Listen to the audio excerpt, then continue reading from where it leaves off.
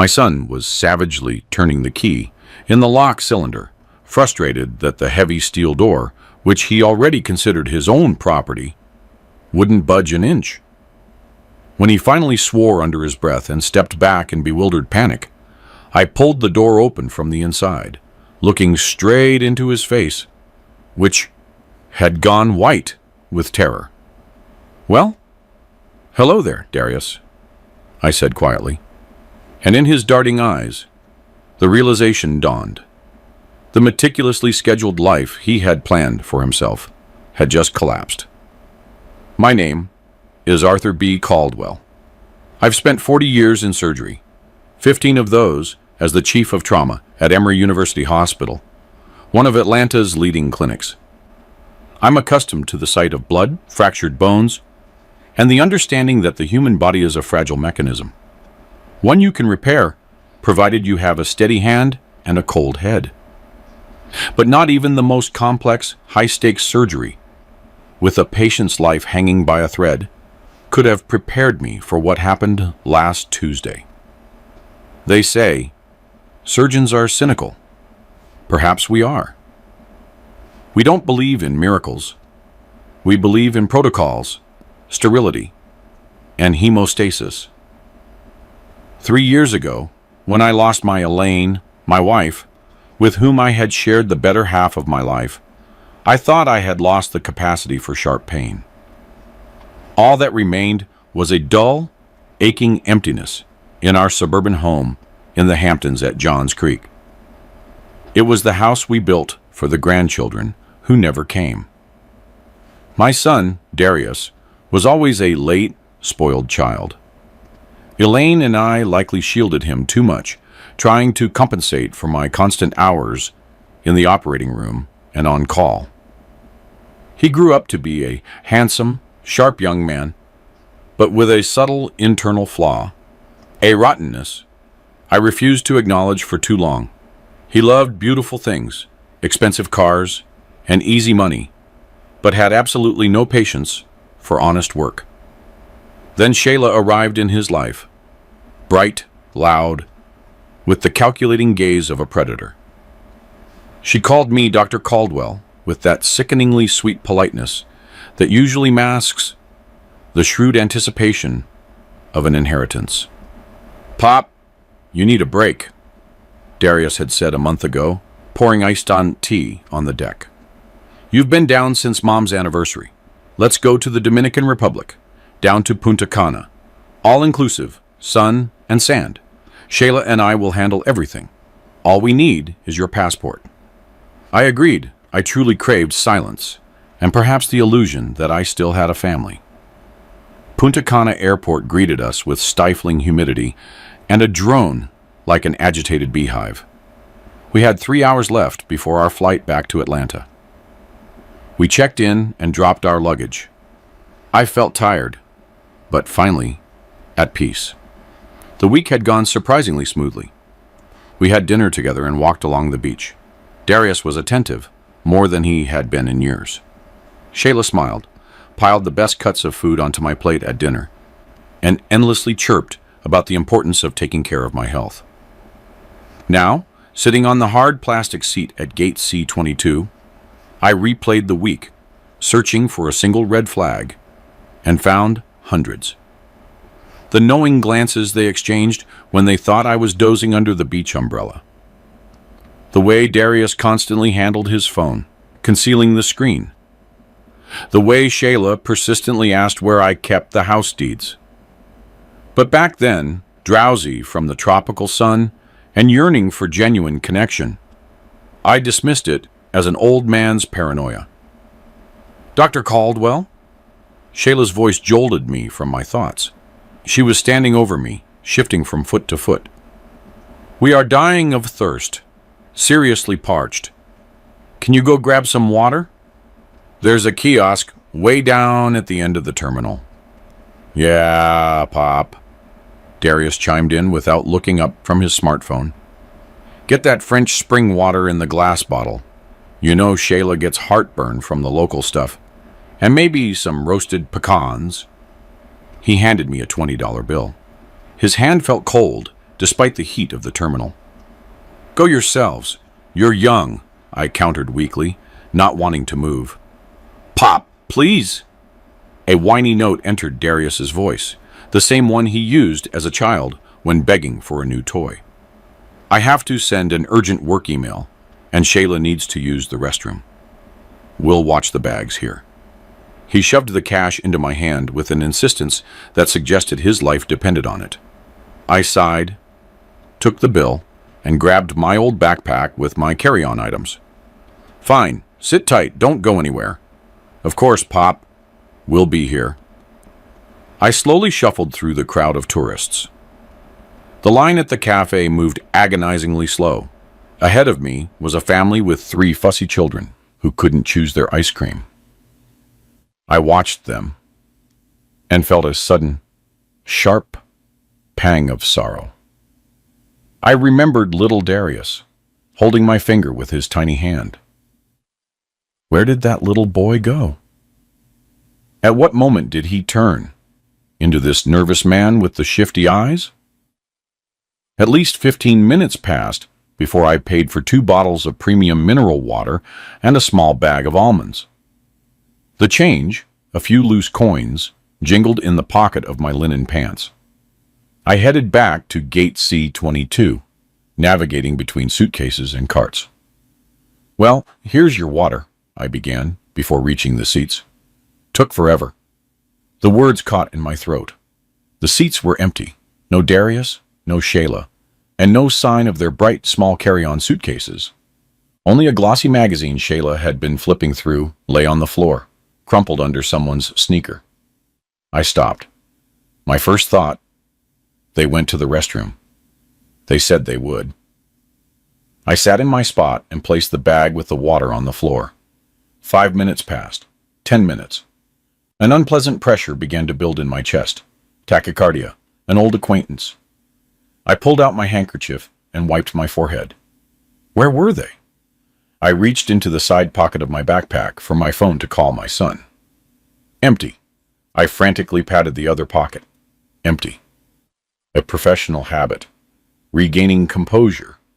Kicked in, but too late. I unzipped the main compartment of my backpack. My fanny pack should have been in there, the one where, at Shayla's insistence, before leaving the resort, I had put all my valuables. Dr. Caldwell, let's put everything valuable in one place, so we don't lose it, she had said. I'd placed my U.S. passport, wallet with cards, and the main stash of cash inside. The backpack was empty. It contained only the book I'd been reading and my spare glasses. No passport, no phone, no wallet. The world tilted. The airport noises, the announcements, the crying children, the laughter, blended into one unbearable roar. I jumped up, feeling my knees turn to jelly. Darius? I shouted, not recognizing my own voice. People turned to look, some with sympathy, others with annoyance. I grabbed the bag of water and stumbled toward the airline information desk for our flight. A young attendant in the airline uniform, with perfectly painted lips, was standing there. Excuse me, I managed. My English was fine, but stress pulled the necessary words from my memory. My son and his wife. Caldwell passengers. The attendant lazily tapped her long nails on the keyboard, looking at the monitor. Caldwell passengers. Darius and Shayla Caldwell. Yes, they checked in. Sir, they boarded 20 minutes ago. Boarded? I couldn't believe my ears. Where? To Atlanta. She frowned, reading the screen more closely. Upgrade to business class, under medical emergency status. They are flying to Charlotte, North Carolina. Transfer to another flight. Wait. They are already taxiing. Charlotte? I whispered, feeling the floor drop out from under me. We were going home to Atlanta. Gate is closed, sir. The young woman cut me off, losing interest. Next passenger, please. I moved away from the counter, feeling as if my chest had been cracked open without anesthesia. I was stranded in a foreign country with pocket change from a $20 bill. No identifying documents. No communication. My son, my own flesh and blood, the man whose diapers I had changed, and whose tuition at Morehouse College I had paid, hadn't just flown away. He had robbed me. He had abandoned me, like a bothersome dog, on the other side of the world. I slowly sank onto the metal bench. My gaze fell on the bag of water, premium mineral water in glass. Shayla's heartburn. I laughed. It was a terrible dry sound that made the woman and child sitting nearby quickly move away. This wasn't just a getaway. It was an execution. And the executioner was my own son. But they had overlooked one thing. They forgot who they were dealing with. I am a surgeon. I am used to cutting out the rot to save the organism. I slipped my hand under the insole of my left loafer. My fingers found a folded piece of paper, a $100 bill, an old habit from my residency days, a stash for a rainy day. I straightened up. My spine, accustomed to multi-hour surgeries, was straight again. The fear was gone, replaced by a crystalline, icy clarity. I will survive. I will return. And when I do, Darius will learn what real pain feels like. The first 10 minutes after I grasped the scale of the catastrophe were like emerging from anesthesia. The world seemed blurred. Sounds came through cotton, and nausea rose in sticky waves. I sat on the hard metal chair, clutching the bag of cursed mineral water, and stared at the departure board. Flight TK-2420 to Charlotte had already disappeared from the list. They were airborne. They were drinking champagne in business class, likely bought with money from my own credit card, which I had so carelessly left in the fanny pack. I closed my eyes and took a deep breath. In the operating room, when a situation spirals out of control, when an arterial bleed opens up that the MRI didn't show, a surgeon has seconds to decide. Panic is the patient's death. Here, the patient was myself. "All right, Arthur," I whispered to myself. "Pulse 110. Blood pressure is likely 200. Stop the hysterics. Work." I stood up and headed toward the exit of the sterile zone. There was no going back. Without a boarding pass and a passport, I was nobody. A phantom in the transit zone. But I needed to get to the city. I needed to get to the embassy. The first wall I hit was immigration. A young Dominican officer in the glass booth looked at me with tired indifference. "Passport, please." "I lost it. Stolen," I said firmly, trying to keep my voice steady. "My family left with my documents." The officer frowned and mumbled something into his radio. A minute later, 2 police officers approached me. They weren't rough, they were simply unyielding. I was led to a small, windowless room that smelled of stale tobacco and cheap coffee. The next 3 hours turned into a humiliating interrogation. I tried to explain in broken Spanish and my standard English that I was a respected doctor, a U.S. citizen, and that my son had committed a felony. They nodded, offered me plain water in a plastic cup, and kept asking, "Why did your son take your passport? Is he a criminal? Or maybe you have dementia, sir?" The word dementia resonated in my ear. So, that was it. An old dotard lost at the airport. A convenient version. Maybe Darius had counted on that, on me being declared incompetent and stuck in some charity hospital. "Look," I slammed my palm on the table, and the gesture made them flinch. "U.S. Embassy. I need to contact the U.S. Embassy." The senior officer with the thick mustache sighed and slid an old landline phone toward me. "Call." I dialed a number I knew by heart. Not the embassy. I called Curtis Washington, my neighbor in Johns Creek, the only person who could confirm my identity, if it came to that. But the line just gave long rings. Of course. He was probably fishing or tinkering in his yard, having left his phone inside. I hung up and dialed the number for emergency consular assistance listed on a tourist pamphlet on the wall. "Duty officer speaking." The familiar American accent sounded like the most beautiful music in the world. I explained the situation clearly, without emotion, the way I dictated an operative note. "Dr. Caldwell?" The voice on the line became serious. "This is unpleasant, but solvable. You need to get a police report for lost documents. Take 2 photos and come here. We will issue you a temporary travel document. Today is Friday, the end of the business day. We close in 40 minutes. Can you make it?" The airport was about 8 miles from the city. "I will try." The police, realizing I wasn't crazy or a terrorist, but just a problem they could pass on, handed me a crumpled paper with a stamp. A loss report. They didn't even bother to write theft. Lost. Period. It was easier for them. I walked out of the terminal into the humid evening. The sun was already setting, painting the sky the color of an inflamed hematoma.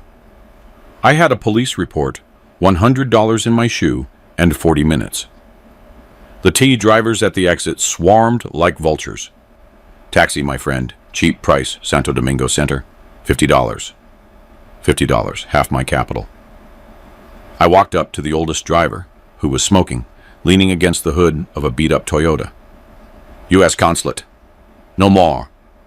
Fast." He looked at me, assessing the situation. My linen pants were wrinkled, my shirt was soaked, but I still had the bearing of a man used to giving orders. He nodded, tossed his cigarette, and said, "Get in." We sped down the highway, ignoring traffic lights. I looked out the window at the flashing palms and hotels, thinking how strangely life works. Just this morning, I was an affluent tourist choosing between the sea bass and the snapper for dinner. Now, I was a penniless fugitive, clutching my last money in a sweaty fist. We made it 5 minutes before closing. The security guard at the gate was already locking up. But seeing my face and hearing my English, he took pity on me. It was cool and quiet inside. A young attaché, who introduced himself as Alex, received me with professional sympathy. "Do you have photos?" he asked. "No." "Okay, we'll take them here. We have a booth." The flash blinded me. In the resulting picture, I saw an old man with sunken eyes and a rigid crease around his mouth.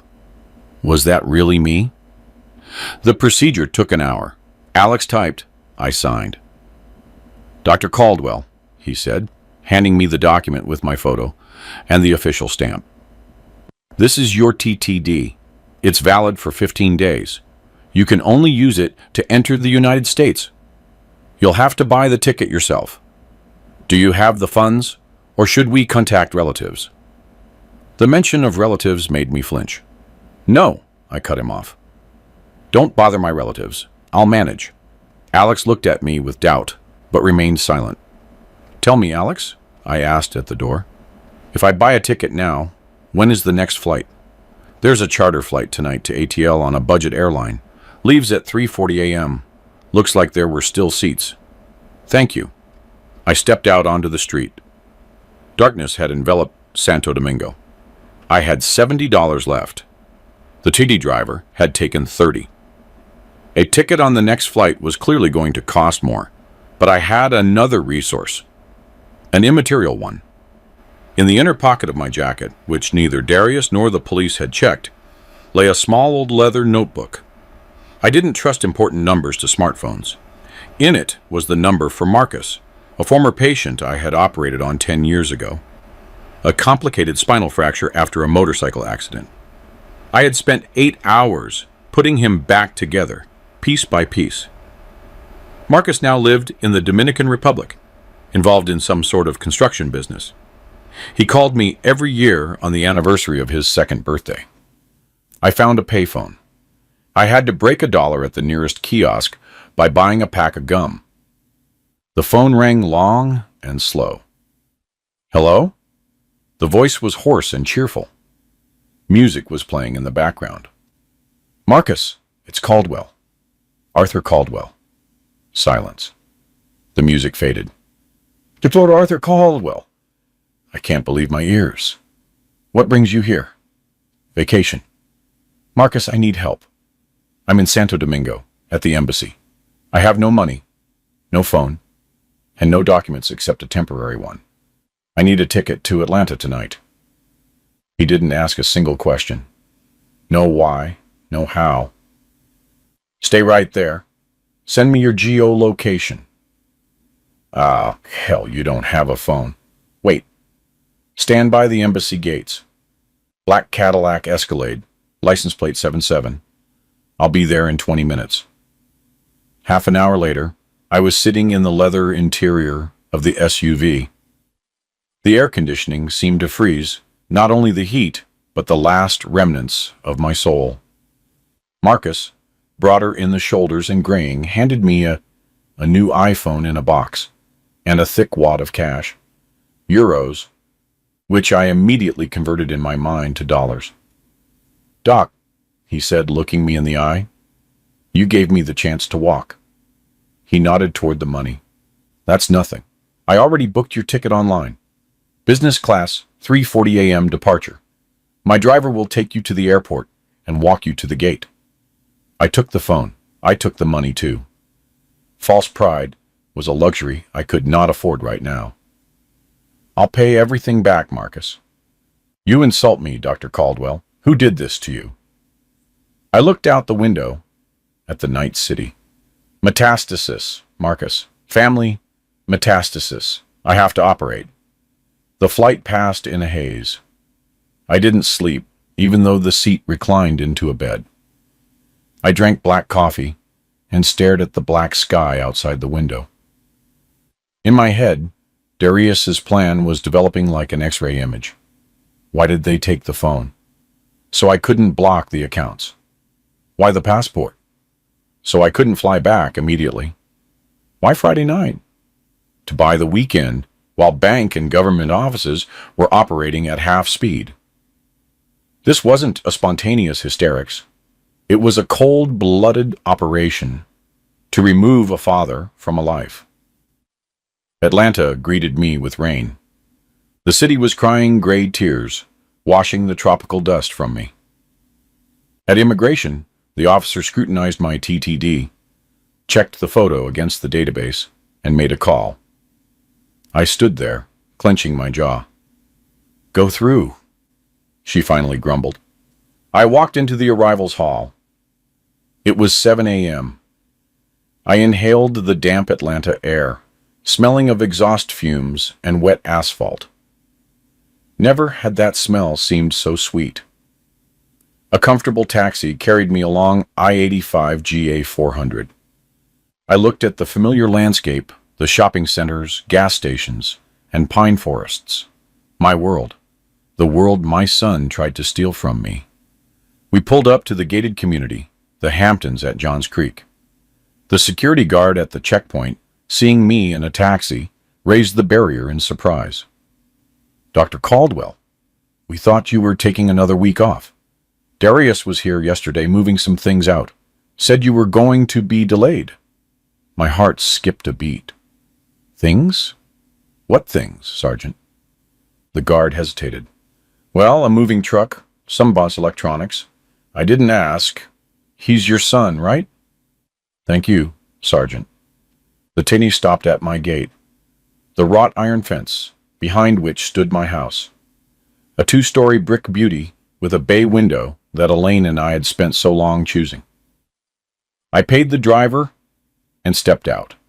The rain intensified. In my neighbor Curtis Washington's yard, his German shepherd barked.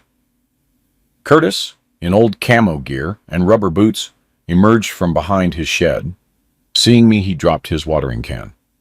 Art? Is that you? He ran to the fence. You're alive, thank God. Darius told me you were in a hospital over there. Had a heart attack. And he flew back fast for money. A heart attack, you say? I scoffed, pulling a spare key to the gate from a secret compartment in the foundation of the detached garage, an old stash only Elaine and I knew about. No, Curtis, my heart is just fine, but my brain, apparently, failed me to have warmed such a snake. I walked up to the front door. The key slid into the lock easily, but wouldn't turn. The locks are changed. Of course. I walked around the house. The first floor windows were shuttered, but they had forgotten the small, narrow window. In the laundry room at the back of the house, I found a loose brick, wrapped it in my jacket. A strike. The crash of glass. A minute later, I was inside. The house greeted me with silence and the scent of a foreign presence. It smelled of Shayla's cheap perfume and stale alcohol. I went into the living room. The wall, where my collection of antique hunting rifles used to hang, was empty. The china cabinet, where Elaine's heirloom porcelain stood, was empty. But the worst awaited me in the office. My safe was wide open. Inside, not a dime, no house deeds, no car titles. But right in the center of the massive oak desk lay a blue plastic folder.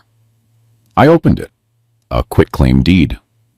Grantor, Arthur B. Caldwell. Grantee, Darius Caldwell. Date, 1 month ago. And my signature, an electronic digital signature. I remembered that night before the flight. Pop, listen, the county recorder's office has new rules. We need to update the land data to lower the property tax, Darius had said, shoving a tablet in my face. Just sign it through the remote notary app. I filled everything out. Just tap here. And I tapped. I, the old fool, tapped. I sank into my leather chair. It squeaked like a wounded animal. They had taken everything. The house, the money, the memories. They had cleaned out my life like a cancerous tumor. But they made one mistake. They left the surgeon alive, and the surgeon still had a scalpel. I took the phone Marcus had given me, inserted the SIM card I had wisely bought at the Atlanta airport. The first call went to the bank, blocking everything that could still be blocked. The second call. Vanessa Thompson? It's Caldwell. Arthur Caldwell. Yes, I need to see you immediately. No, not a medical consultation. I need to annul a deed transfer and put 2 people behind bars. Yes, my son. I placed the phone on the desk and looked at my hands. They were steady. The shaking was gone. Now, there was only work. Hard, dirty, bloody work to cut out the rotten flesh of my own kin. The silence in the house was not peaceful, as it once was, but a dead, ringing emptiness.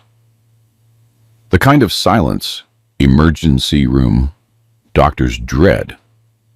It usually precedes cardiac arrest.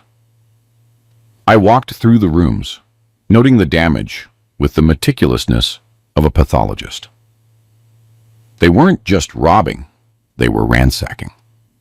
Elaine's jewelry box, hand-painted, was gone from the bedroom. Inside, there was nothing extravagantly expensive. A couple of gold rings, amber beads, a silver brooch from her grandmother.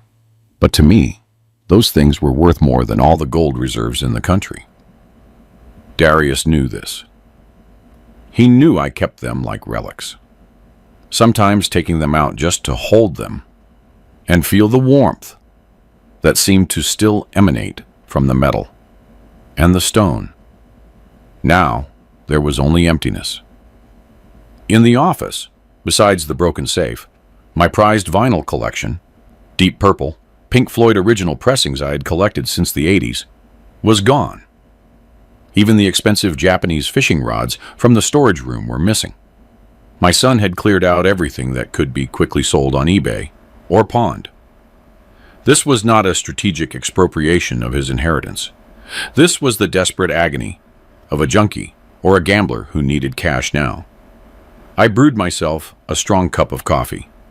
The kitchen, thankfully, was untouched, except for a few smashed glasses in the sink. Just then, the gate buzzer rang. On the video intercom monitor, a system they hadn't thought to disable, I saw Vanessa Thompson's silver Lexus. Vanessa was an old-school attorney, the kind who started in the cutthroat 80s defending businessmen and then smoothly transitioned into serving the elite of the 2000s. She was in her late 50s, but looked expensive in a way that defied age. Perfect hair, a suit that cost a kidney, and eyes where faith in humanity had long died, giving way to an intimate knowledge of the penal code. I opened the gate remotely. She walked into the house, wrinkling her nose at the smell of dampness that had entered through the broken window. "Dr. Caldwell." She didn't hug me or offer condolences, but gave me a firm handshake. "You look like hell, but you're breathing. That's already a good starting position for a plaintiff. Show me what you've got." We sat in the kitchen. I placed the blue folder with the deed transfer agreement in front of her. Vanessa put on her thin-framed reading glasses and pulled an e-cigarette from her handbag. "You can smoke. You can detonate dynamite, for all I care." She plunged into the reading. The only sounds were the rustle of paper and the quiet crackle of her device. "Clean," she finally pronounced, exhaling a puff of vapor. "Electronic registration through the county recorder's office. Digital signature, UCC-3 compliant. Issued by a certifying authority 2 weeks ago. Dr. Caldwell, did you go to any office with him? Take a picture with your passport?" "No," I rubbed my temples. "He brought the tablet. Said it was the remote notary app for taxes. There was a camera. I thought it was biometrics for logging in." "Biometrics," she snorted. "Identity confirmation. He most likely secured the signature certificate remotely or through a corrupt notary and used you as the live face in front of the camera. Technically, it's flawless. Legally, you gifted him the house and the land.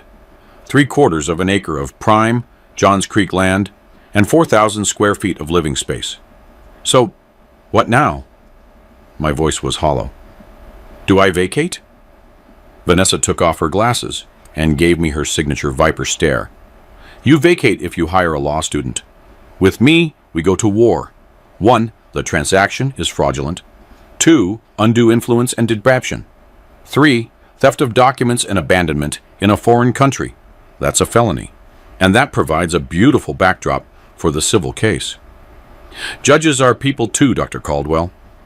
When they hear that a loving son stranded his father halfway across the world just to steal the house, they will look at this deed very differently." She pulled out a notepad. "The plan. First, a police report right now. Not about contacting the deed, no, about the theft. Watches, gold, electronics. We compile an inventory. Do you have receipts or box papers for the watches? For the Rolex? Yes. They're in a safe deposit box at the clinic. For Elaine's gold? No, of course not. We'll find pictures of her wearing them. Witness testimony. Second, a lawsuit to declare the deed null and void. Third, emergency injunctive relief. We put a lien on the house to prevent that idiot from reselling or mortgaging it before the hearing. And he will try, judging by the speed of the looting." She paused, jotting things down quickly.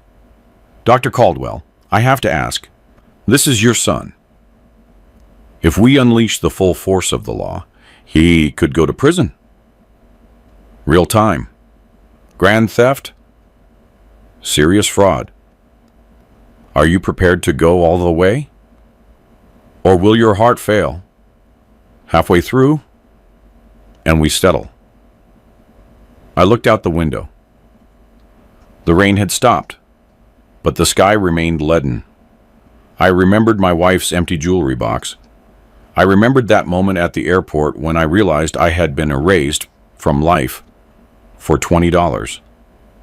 "Vanessa," I said quietly, "when a patient has gangrene, we amputate the limb. Even if it's the right arm, the alternative is that the whole body dies. I'm ready. Cut." The next 3 hours were an intense operational meeting. The locksmith Vanessa called arrived. A gloomy, burly guy named Frank. Install the most secure lock you have, I commanded. Something that needs a grinder or dynamite to open.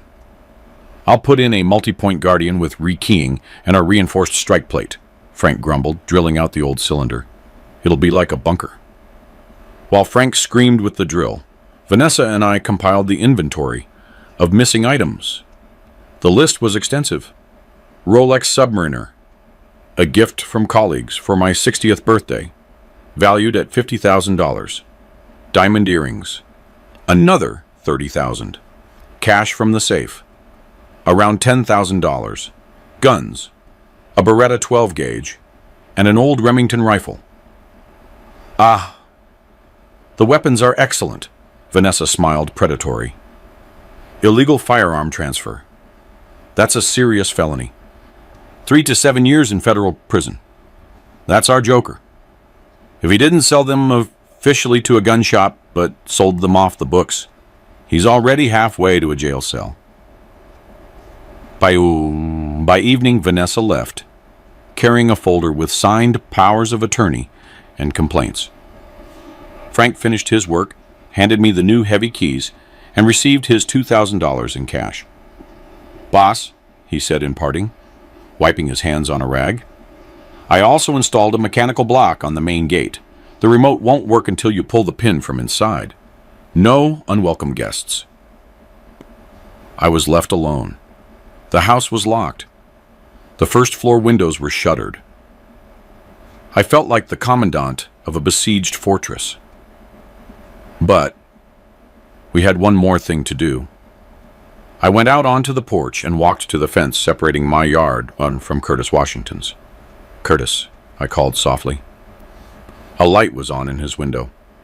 A minute later, my neighbor stepped out onto the deck, pulling on a robe. You're not sleeping, Art? I have something to discuss. Come over and bring a bottle of that moonshine you make. My cabinets are bare. We sat in the kitchen. Curtis, a former artillery sergeant major, listened to my story without interrupting, the muscles in his jaw ticking. When I finished, he silently poured the cloudy, cedar-scented liquid into 2 glasses. Well, I'll be, he sighed. Excuse me, Arthur, but your boy is filth. I saw them loading up. Darius was running around like a scalded dog, throwing boxes. And that Shayla stood there giving orders. Be careful. That's antique. I even thought it was strange. Art wasn't planning on moving. I asked him over the fence, where are you taking the stuff, Darius? He told me, Pop needs money for treatment, selling off the extras. He's in a critical care unit in the DR. I clenched my glass until my fingers were white. Critical care unit, he said. Curtis placed his heavy hand on my shoulder. I'll go to court. I'll confirm everything. The moving of the things and what he told me. I even have cameras on my property that catch the edge of your driveway. We need to check. Maybe they caught the license plate of that moving truck. Check, Curtis. We desperately need that. He left after midnight. I closed the door behind him, turning all the new locks. I didn't want to sleep. The adrenaline that had sustained me for 24 hours was receding, giving way to black despair. I went upstairs to the bedroom. The bed was stripped. They had even looked for money under the mattress. I smoothed the sheet and sat on the edge of the bed. On the nightstand stood a framed photo they had accidentally left. Elaine and I in the mountains, young and happy. The wind tousled her hair. I picked up the photo. Forgive me, Elaine, I whispered into the emptiness. Forgive me for raising a monster. I was on call. I was saving other people's lives, and I lost my own son. But I will fix this, I promise you. I won't let him trample what we built. I lay down, placing a hammer under my pillow. The only weapon left in the house. It was comical. A distinguished surgeon, sleeping with a hammer, awaiting a visit from his own son. The pines rustled outside the window. I dreamed of the airport. Endless corridors where faceless people shoved me in the back, and Darius's voice boomed over the speakers.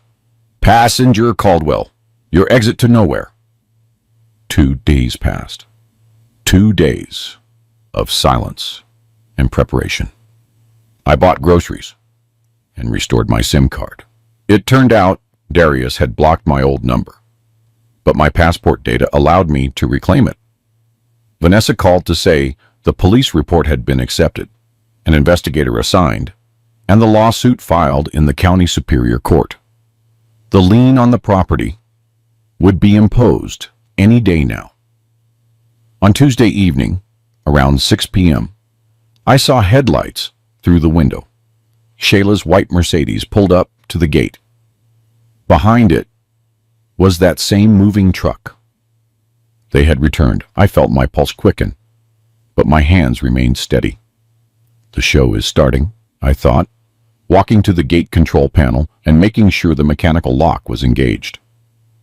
They honked for about 5 minutes. Then Darius got out of the car, tan, wearing a trendy linen shirt. He looked like the master of his domain. He walked up to the gate and held the magnetic key fob to the sensor. Beep, beep. Error. He tried again. Then he typed the code. Silence. I watched his face change from confusion to annoyance. He took out his phone and dialed someone. My new phone remained silent. The old one he stole was turned off. Then he started kicking the gate. Pop! Did you fall asleep in there? Open up! I put on my jacket, straightened my collar, went downstairs, and crossed the gravel driveway. I stopped 3 feet from the gate, looking at my son through the bars. He saw me and froze. His face lengthened, and his tan seemed to turn gray. You, he exhaled. How are you here? Flew back on the wings of love, Darius, I replied calmly. But you were supposed to... You don't have documents. I'm missing a lot of things, son. My watch is gone. My guns are gone. Your mother's jewelry is gone. You have no conscience. But here I am. Shayla ran up to the gate. Dr. Caldwell, what is this circus? Open this immediately. This is our house. We have the documents. She waved the blue folder. Darius, call the police. He's illegally occupying our property. I smirked. Call them, Darius? Please do. I already did. They're on their way, but not regarding property ownership. They're coming regarding grand theft and illegal transfer of firearms. You know how the state feels about missing guns, son. Darius flinched, as if struck. You wouldn't dare. I'm your son. Were. I cut him off. You were my son. Now, you're a defendant in a felony case. The wail of a siren sounded in the distance. I looked at my wrist. A white mark remained where the stolen Rolex had been. Here comes the cavalry, Darius. Get ready. The operation will be long and painful. No anesthesia. A police cruiser with a blue stripe on the side rolled up to the gate unhurriedly, like a predator who knows its prey has nowhere to go. The flashing lights sliced through the twilight, reflecting in the wet asphalt and Darius's terrified eyes. 2 officers got out. A heavy-set lieutenant with a wind-chapped face and the tired gaze of a man who had seen too much domestic ugliness, and a young sergeant nervously adjusting his holster. What's the commotion? No fighting, right? The lieutenant asked lazily, walking toward our strange group. We got a call about unlawful entry and threats. Who called? I called, Shayla shrieked, jumping forward. Officer, this man, this citizen, has seized our house. He changed the locks and won't let the owners in. Here are the documents. She shoved the folder with the quitclaim deed under the lieutenant's nose. We are the legal owners, Darius Caldwell. Evict him immediately. The lieutenant took the folder with 2 fingers, as if it were a soiled diaper, and shone his flashlight on it. Right. Quitclaim deed. County Recorder's Office. He looked up at me. And who are you, citizen? Arthur B. Caldwell, the father of this owner. I spat the word out, as if it were an insult. And the former owner of the house? My dad has lost his mind, Darius interjected, trying to regain his confident posture, though his voice trembled betrayingly. He has dementia, age-related changes. He gifted me the house, and now he's forgotten. We returned from vacation, and he barricaded himself in. The lieutenant sighed, returning the folder to Shayla. Citizens, this is a civil matter. We don't handle evictions. You need to go to court. If you have the property deeds, call a locksmith, open the doors, and sue each other. What does the police have to do with this? Darius smirked triumphantly. See? The officer says so. We'll call a locksmith now. Just a minute, Lieutenant. My voice sounded quiet, but so firm that the officer, who was already turning away, froze. I also placed a call an hour ago through 911. A report of breaking and entering, and more importantly, the theft of firearms. The word firearms worked like a magic spell. The lieutenant's drowsy complacency vanished instantly. The sergeant tensed, his hand resting on his weapon. What firearms? The lieutenant walked closer to the gate. Hunting rifles, long guns, 2 units. An AR-15 and a Beretta 12 gauge were stored in the safe according to federal law. I have a valid permit. The keys to the safe were stolen. I returned home today, and the safe is empty. And this citizen, I nodded toward Darius, was removing items from my house in a moving truck 3 days ago. I have a witness, my neighbor, a retired sergeant major. I have security camera footage. The lieutenant turned to Darius. Now he looked at him, not as a participant in a family dispute, but as a potential bust for serious felonies. Citizen Caldwell Jr., did you take the weapons? What weapons?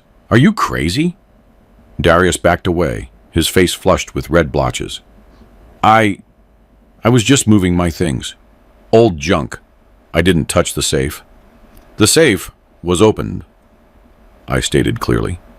Also missing are gold jewelry, a collectible watch, and a large sum of currency. Forget the gold for a second. Where are the guns, Darius? Did you sell them? To whom? Black market dealers? Or are they in your car, ready to fire? The lieutenant stepped toward Darius, pushing him away from the Mercedes. Look, citizens, guns are serious.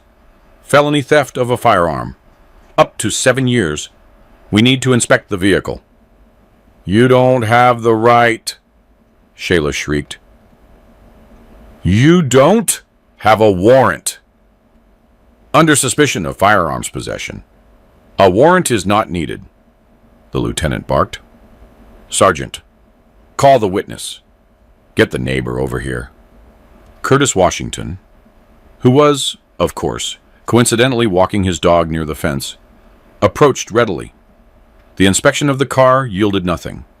No weapons were found. But in the trunk were several boxes of my books, and, God help me, my old surgical atlas that I had given Darius when he finished high school, hoping he would follow in my footsteps. He was planning to discard that too. No weapons, the lieutenant concluded, but the owner's report stands. So, here's the deal. Darius Caldwell. We're going down to the precinct. We're going to figure out where those guns went. Questioning, statement, and we'll roll your fingerprints. If you touched that safe, your prints are on it. Forensics will show it. I'm not going. I'm the owner of this house. Darius's voice went high-pitched. Into the car. The lieutenant lost patience and grabbed my son's elbow in a professional restraint hold. Want to add resisting arrest to the charges? Shayla wailed, filming the scene on her phone. Police brutality. We'll complain to the district attorney. Complain, the lieutenant grunted, stuffing the struggling Darius into the cruiser. And you, ma'am, can follow us in your car. Or do you want to join him in the holding cell? The car, with the flashing lights, turned and drove away, carrying my son with it. Shayla, giving me a look of pure, unadulterated hatred, jumped into the Mercedes and sped off after them, dousing me with puddle water. I was left alone. The rain began to drizzle again. Curtis came up to the gate. "You're tough, Art, just like you taught us." "Curtis, you have to open the boil wide, or you get sepsis." "You think they'll jail him?" "For the guns? Unlikely right away. He probably pawned them or sold them to someone. If they find them, he gets time. If not, it's a cold case. But they'll wear down his nerves badly. They'll take his passport and restrict his travel.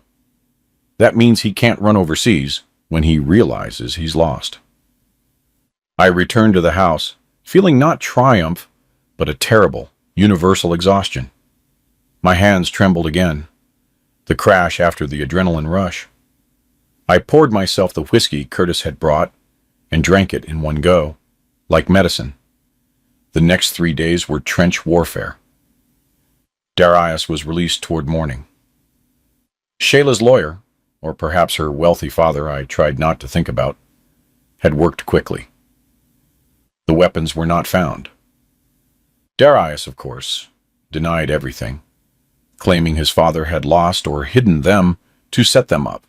But a case was opened, and the status of suspect hung over him like the sword of Damocles.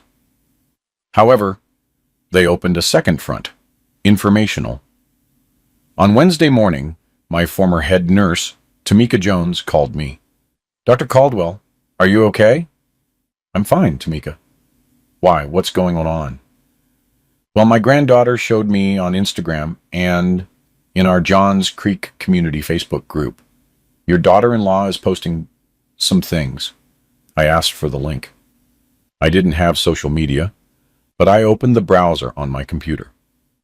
Shayla's post had already garnered 500 likes and 100 comments. A photo of a tear-streaked Shayla against the backdrop of my gate. The text was a masterpiece of manipulation. Friends, please share this widely. Our family has been left homeless. My father-in-law, the well-known surgeon Dr. Caldwell, has unfortunately become aggressive due to age and developing mental issues.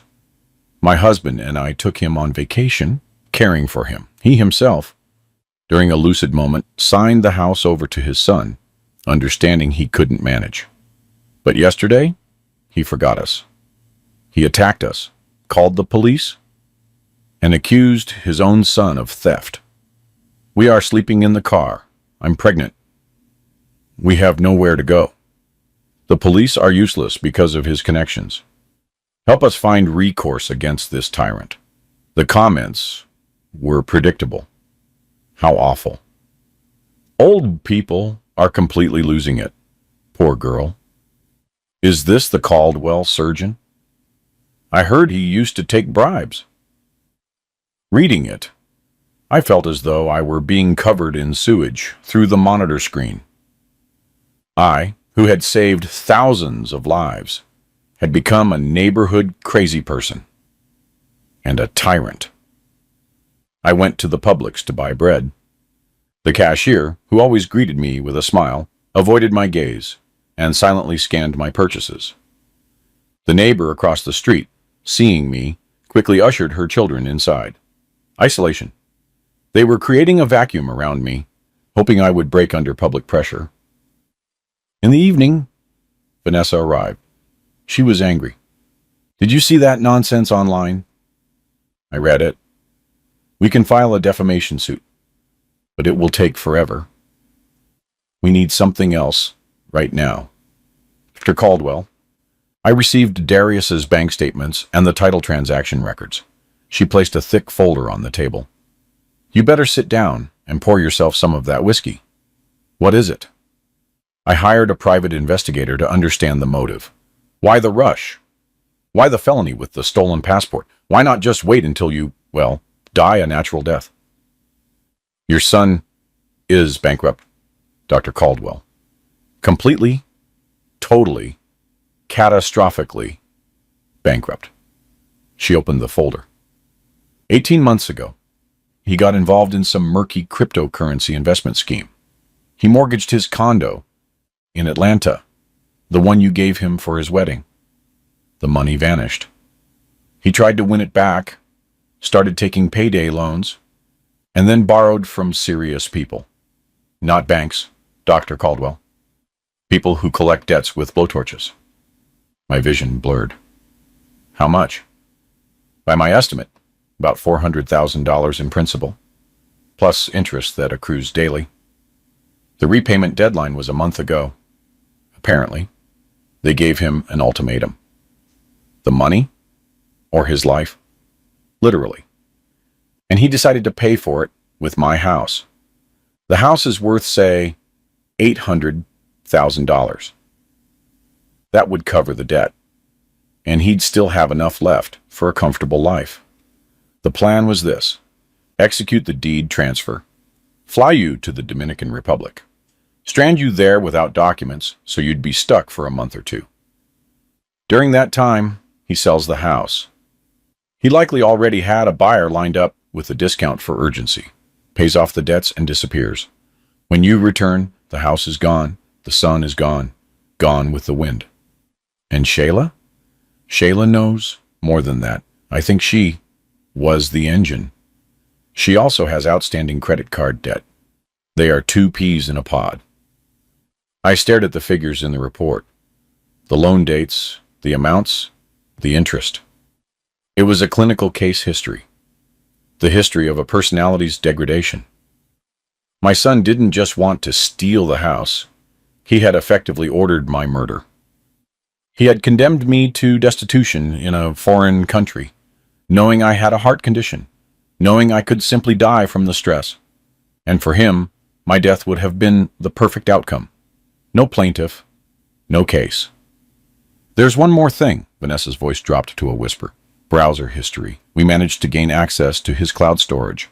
The password was simple. Your birthday. Symbolic. Yes. She handed me a printout. February 12th. How to quickly execute a quitclaim deed without a notary. February 14th. Electronic signature for seniors.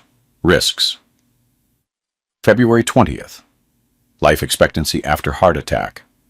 Statistics. February 25th. What to do if a person goes missing in the Dominican Republic. Procedure for declaring death. I closed my eyes. A pain shot through my chest so sharply that I involuntarily grabbed my left side. Dr. Caldwell, do you need something? Vanessa jumped up. No, I wheezed. It's not my heart. It's my soul, if there's any left. I sat and stared at those lines. My son Googled how fast I would die. In that moment, the father in me died completely. Only the surgeon remained. And before me lay a malignant growth that needed to be excised without mercy for healthy tissue. Vanessa, I said, opening my eyes. My voice was dry, rustling like autumn leaves. Prepare the documents for the court. We will submit all of this. The debts, the search queries. Let the judge see that this is not a family conflict, but the cold-blooded planning of a murder. An indirect murder, but murder nonetheless. It's going to get nasty, she warned. They'll defend themselves, pour even more dirt on you. Let them. I went through hell in the 90s, operating on gangsters with machine guns pointed at my head. I'll endure, but I want him to go to jail, not for the guns, but for the fraud. I want him to understand that for every action in this life, there is a reckoning.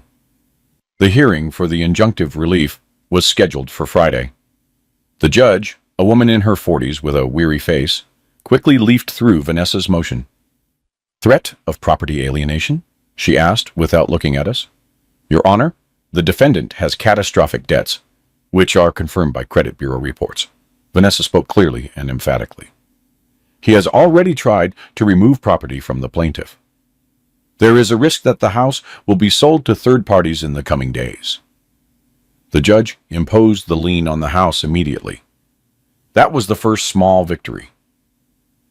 Darius could no longer sell the house, even with the deed in hand. He was tied up. Leaving the courthouse, I saw them.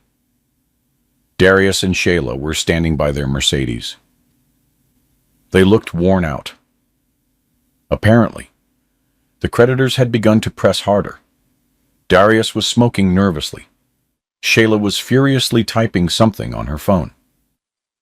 Seeing me, Darius flinched, wanting to say something, but met my gaze and fell silent. In my eyes, he saw not resentment, not anger, but absolute, icy indifference. The way a surgeon looks at an amputated limb being carried off for disposal.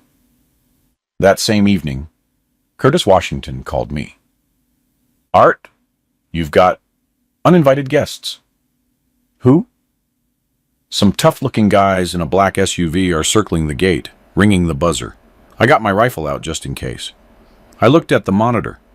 2 burly men in leather jackets were standing at the gate. Collectors, or maybe the actual loan sharks. The serious people. They understood that Darius couldn't pay the debt with the house and came to check on the asset or pressure the new owner. I pressed the intercom button. "Can I help you?" "Listening, Dr. Caldwell." The voice was raspy, polite, but with an intonation that chills the blood. "We'd like to speak to your son. He owes us. A lot. He says the house is his, but you're getting in the way."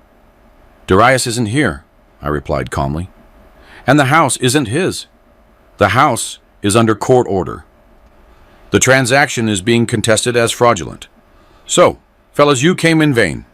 Darius has nothing to give you. He's bankrupt." A pause. "Under court order, huh? That scumbag lied that he was selling tomorrow. Thanks for the information, old man. Sorry for the trouble." They got into the SUV and drove away.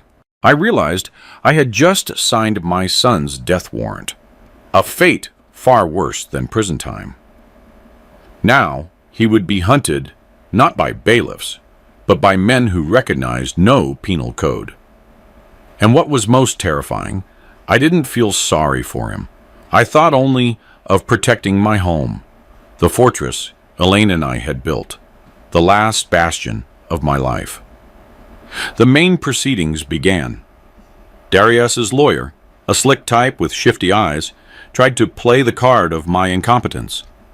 They brought in some bogus psychiatrist's note, claiming I had complained about memory loss. But Vanessa shredded them. She called witnesses, my colleagues from the clinic, who confirmed I was operating and writing scientific papers until the last day. She called the notary, the one through whom the signature was supposedly processed, and under oath he stated he had never seen me and that his assistant had performed the procedure illegally for a bribe. The assistant was immediately taken into custody by investigators. Darius's house of cards was crumbling. The climax came at the 3rd session. Vanessa moved to enter into evidence the audio recording of my conversation with Darius at the gate and the printout of his search queries. The judge read the queries aloud. Declaring death, how to sell a house without a spouse's consent, how fast do people die from stress. Silence fell in the courtroom. Darius sat with his head bowed. Shayla, realizing the ship was sinking, shifted away from her husband to the edge of the bench.